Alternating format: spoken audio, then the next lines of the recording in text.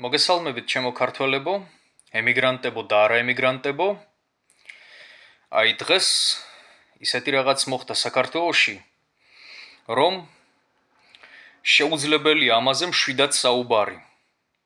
როდესაც უდანაშაულო ქართველი ბიჭი არის დაკავებული იმისათვის, რომ ქართული სუფრის შეურაცხმყოფელ რუს კახბებს გასცა ღირსეული პასუხი, იმ რუს კახბებს, რომლებმაც შარდი გადაასხეს წმინდა ქართულ სუფრას და სასტიკი შეურაცხყოფელი სიტყვებით მოიხსენიეს ქართველი ერი. ღორები გვიწოდეს ქართველებს, პაპუასები, თავად ღორებმა და პაპუასებმა.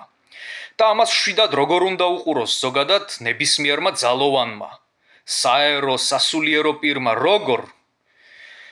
აი მითხარით, ხვალზექ არა მარტო ქართულ ტაძარს და სუფრას, არამედ ქართულ დროშასაც დააშარდავენ თქვენ თვალწინ და დაასაქმებენ კიდეც, როგორც ეს ბახმუთში ქნეს რუსმა ღორებმა და ქართველი ბიჭი, რომელიც არის უსამართლოდ დაჭერილი და რომელიც არის ქვეყნის ღირსების დამცველი და ფაქტიურად სინდისის პატიმარი, დაუყოვნებლივ უნდა იქნეს გათავისუფლებული. გასაგებია?